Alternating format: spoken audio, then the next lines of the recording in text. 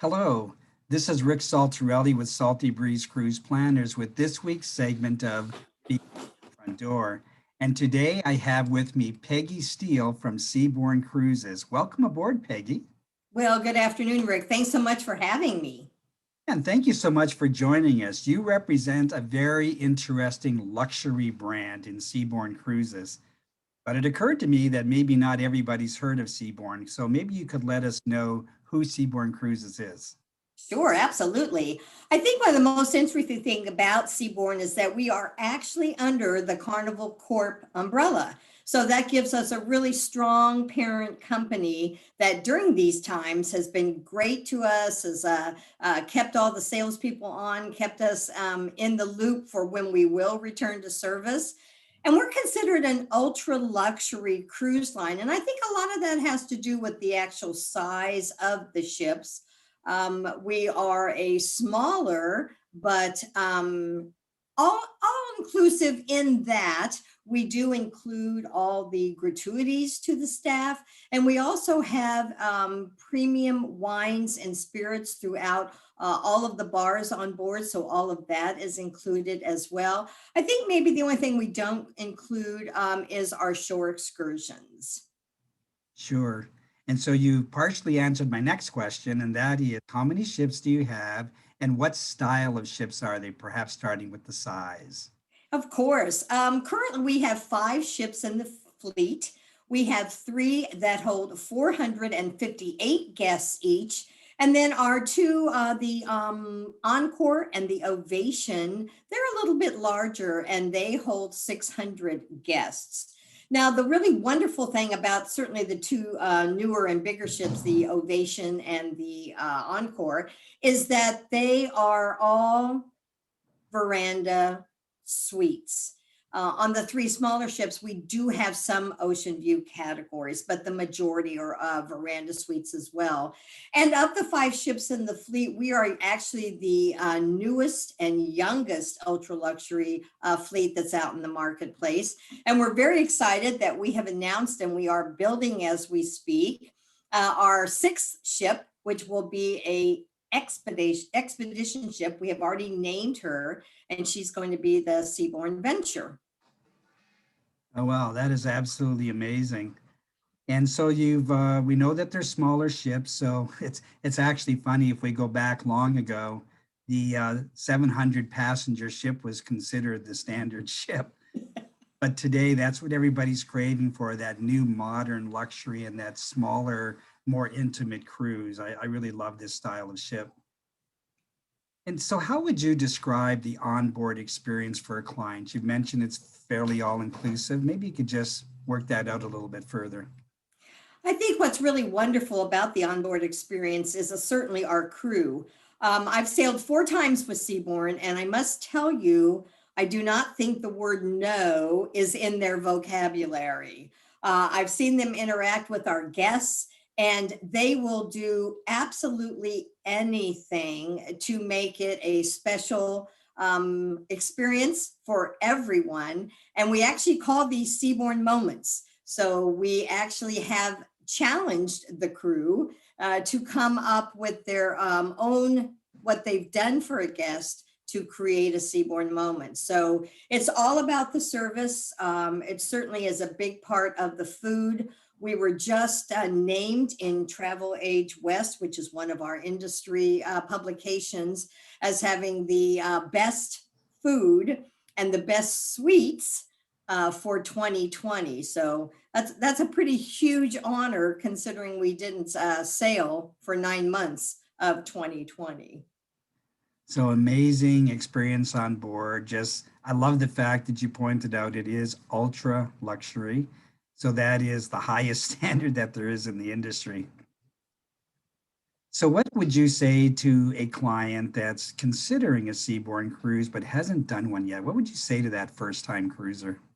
I would tell them to not be afraid of the experience, to embrace it, that you are going to be so pampered the whole time that you're on the cruise, not to worry about what the other guests are doing or thinking or worrying about how you will fit in. I was pleasantly surprised that it's a wonderful casual atmosphere.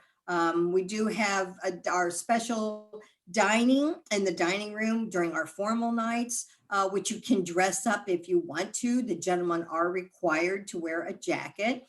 But I will tell you that there's two other wonderful dining venues to go to if perhaps you don't want to dress up and don't have to worry about having a jacket while you're going to be on the cruise. And would it be fair to say that generally speaking, you're going to be sailing with like-minded people on a seaborne cruise? Yes, I think it's a wonderful experience, and they're all so friendly, and they want to learn about where you're from. And I was always it was always fun for me to share that I was from Florida because so many of them were snowbirds and would come down and spend 3 or 4 months with us. And I used to tell them that I really, on the behalf of the state of Florida, I wanted to thank them for contributing to our economy for that time. So yes, they're well traveled guests.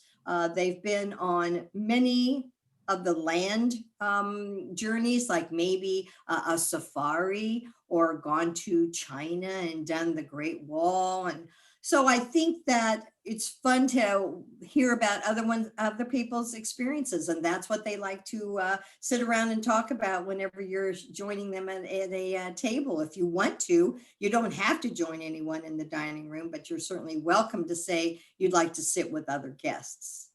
Sure. And so, keeping in mind with that same first time cruiser, do you have a favorite itinerary that you would suggest to somebody? Yes, probably at this time, I would suggest Alaska. We're going to have one ship there for the summer season, and she's going to be doing some wonderful ports of call that are much smaller, not the norm, not the major big cruise lines. You'll see that it's some wonderful opportunities to do a Zodiac or get a kayak out. So I would say Alaska first, and then probably my second would be for Europe.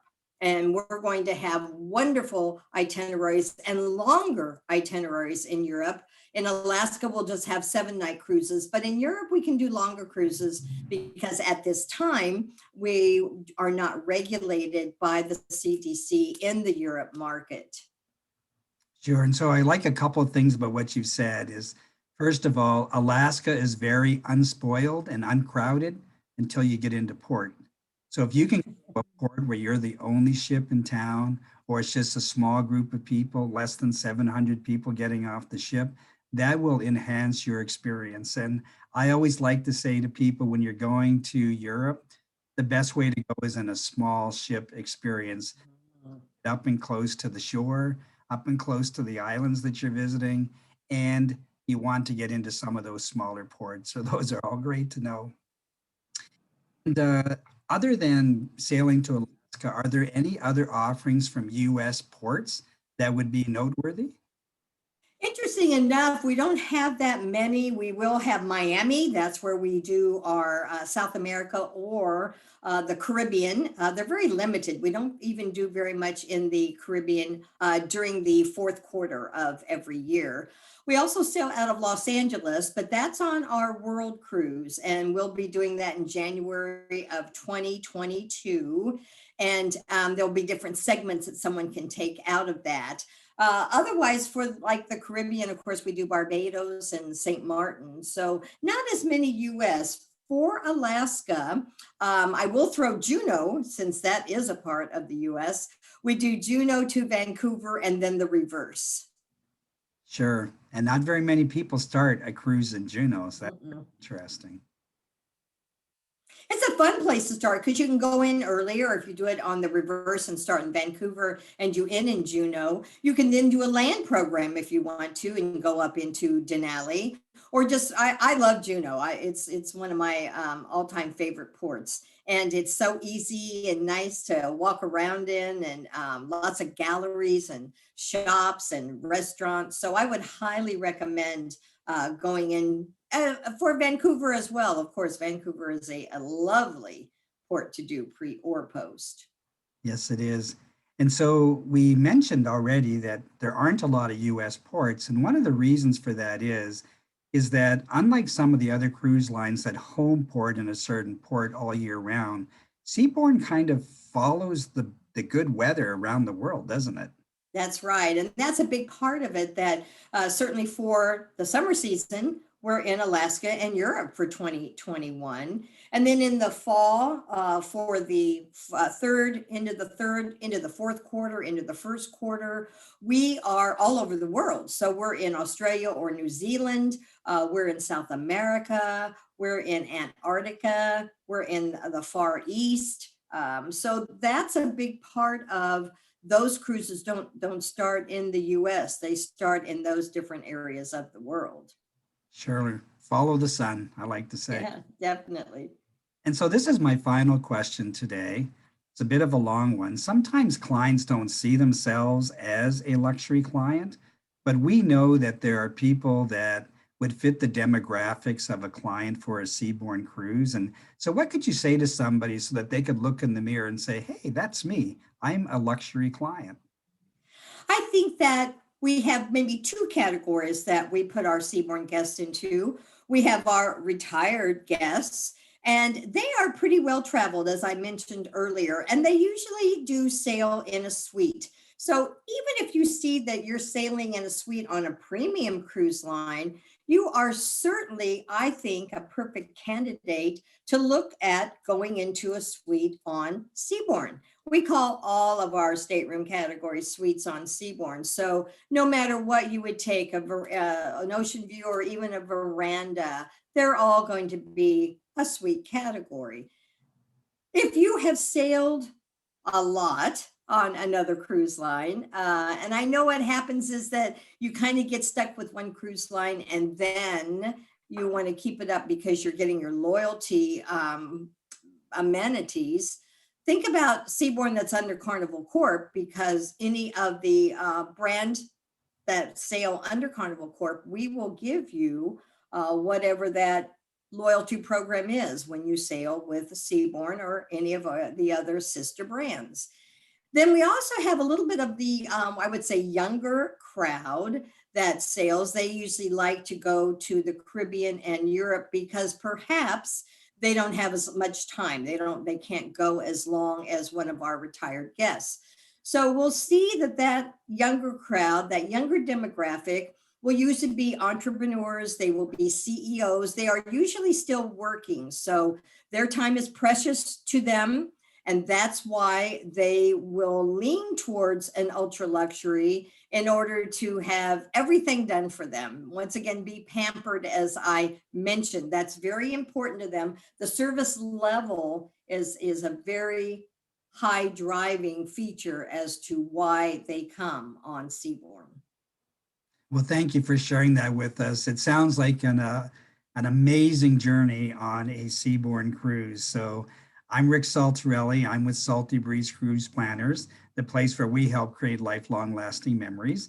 And I've been talking to Peggy Steel from Seabourn Cruises. If you're looking for more information, please give us a call at 888-332-8202. Thanks, Peggy, for being with us today. Thanks for having me, Rick. Thank you.